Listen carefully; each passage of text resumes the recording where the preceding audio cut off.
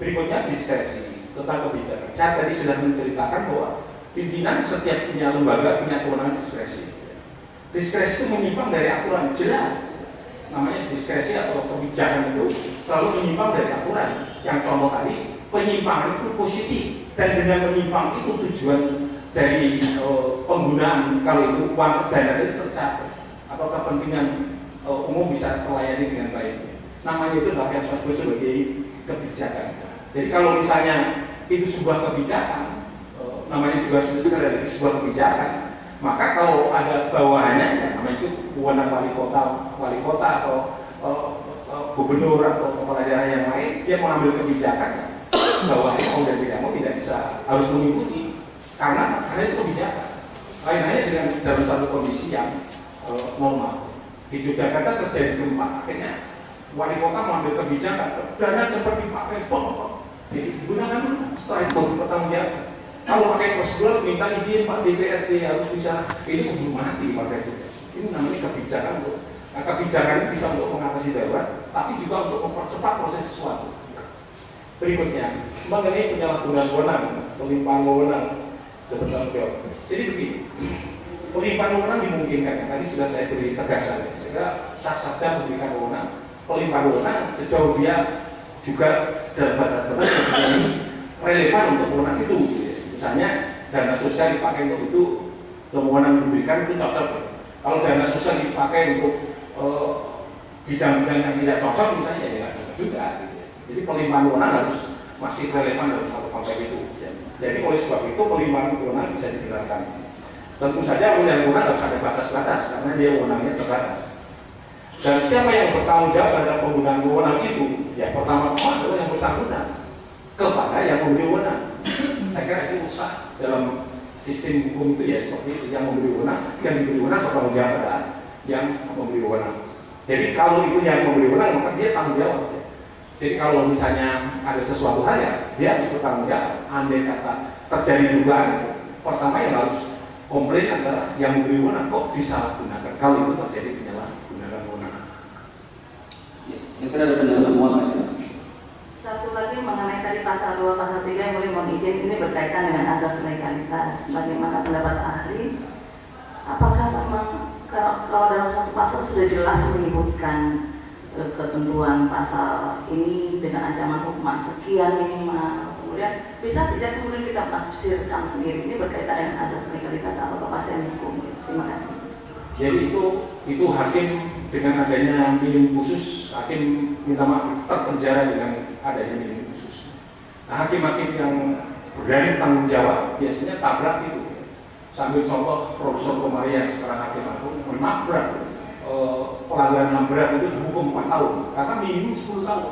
Dia pandang tidak adil, saya akan hukum 4 tahun karena adilnya menurut saya dalam 4 tahun. Akhirnya terdapat hukum 4 tahun.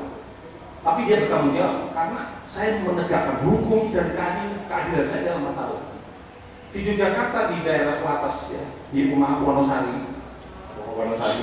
daerah Kulon Progo itu juga seorang dituduh melakukan tindak pidana korupsi, seorang sekretariat KPU ya. Itu melakukan tindak pidana korupsi, tapi itu ternyata lebih menekankan kepada administratif ya, pada administratif. Apa setelah dicek semuanya, kesalahan dia cuma memenangkan peserta tender yang sesungguhnya dia tidak kapabel, tetapi dia punya kerjasama dengan perusahaan yang besar.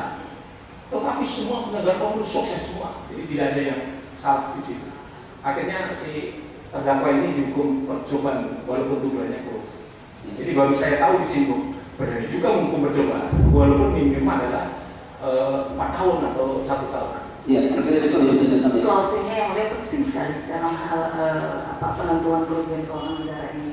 Mungkin jadi ada satu hasil pemeriksaan, karena kan mohon izinnya kita dalam penegakan hukum ini tentu saja tidak boleh dengan cara melawan hukum, apalagi menyangkut nasib seseorang.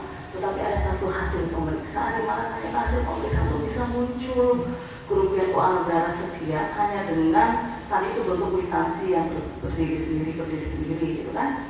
Kemudian tidak pernah ada klarifikasi daripada yang memberikan, kemudian tidak pernah memenuhi kwitansi itu palsu, tidak pernah lewat pengujian dan lain sebagainya. Tapi kemudian sudah menyimpulkan laporan Kalau kami menanya mengenai teori pembuktian, bagaimana kekuatan pembuktian terhadap penyajian daripada laporan keuangan seperti itu?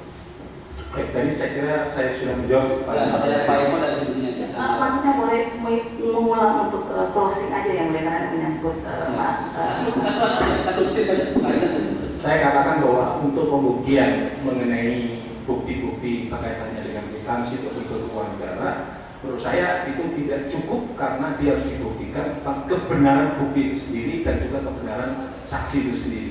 Kalau dia misalnya tidak bisa membuktikan bahwa keterangan dia adalah keterangan yang benar tanpa didukung oleh alat bukti yang lain, menurut saya keterangan itu lemah dan tidak bisa dijadikan dasar untuk pembuktian. Kira cukup ya. Ya, saya berikan satu pertanyaan dari penulis. Satu pertanyaan. Tadi ahli untuk menilai kebenaran dari kesaksian. Ya.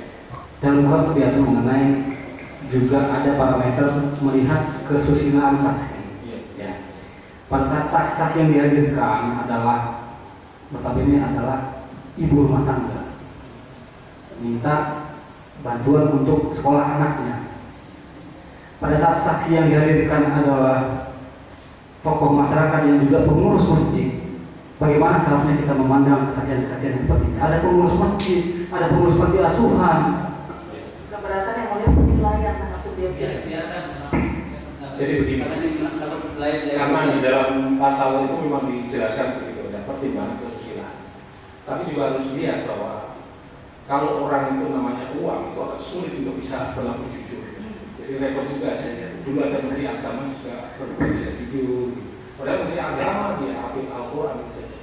Jadi agak sulit. Kalau dalam perkara pidana itu, maaf ya Pak, saya harus mengatakan sesuatu yang tak mungkin bisa mungkin. Itu kira-kira begitu. Jadi ketidakjujuran itu letaknya bukan di situ. Bahkan di Jawa Timur ini pernah terjadi dan saya bersyukur. Dan sebentar dulu diminta pendapat Di Jawa Timur pernah terjadi. Ketika seorang santri dimintai keterangan tentang suatu kejahatan tidak pidana tertentu, dia semua keterangan itu semua dibaca. Ternyata dia adalah kalau perintah dia yang ngomong A, semua santri yang ngomong A.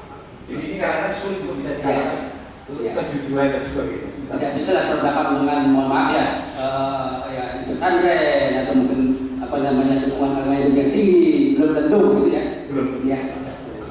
Kira cukup ya. Jadi sesuai dengan apa yang dikatakan tadi kepada ahli sudah diperlukan pendapat. Pak Raja nanti disampaikan dalam musim pembelaan saja begitu. Ya, Pak Raja demikian ya. Baik. Ahli sudah berikan pendapat. Terima kasih dan sudah diizinkan untuk meninggalkan sidang.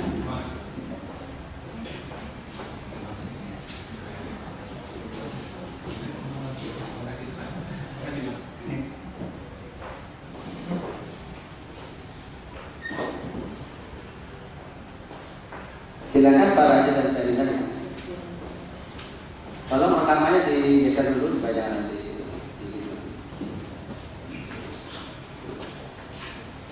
Jadi sebagaimana yang dijelaskan oleh majelis, selesai sudah dari penasihat hukum, waktunya sudah cukup dan semua sudah dihadirkan sesuai dengan apa yang dikatakan penasihat hukum ya. Dan kemarin barangkali kelupaan yang disampaikan oleh penuntut umum, ya. Apa yang ingin disampaikan biar kita lihat nanti relevansinya apa?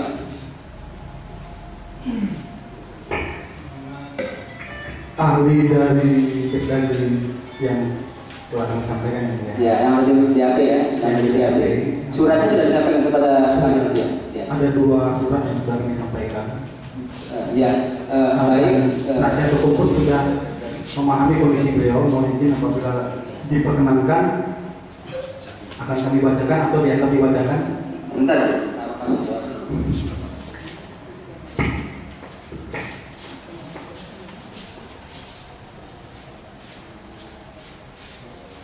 Memang tempoh hari kelewatan kayak ini, tapi ini barangkali sangat urgen dan beralasan begitu karena sudah disampaikan juga surat apa namanya tidak bisa hadir karena alasan yang cukup alasan saya karena sakit ya, tidak keberatan ya. Ya, begitu Pak Raja dan Tabina ya. Baik, keterangan ini dibacakan saja. Jangan dibacakan. Karena rekam semua dan masuk ke sana. Nggak ada ke sana. Nanti kami akan. Nama siapa, nama orang periksanya begitu kan? Perikatan yang banyak pokok-pokok diminta keterangan ahli Agustinus Palembang SI Kamis tanggal 24 Maret tahun 2011. Saksi dan ahli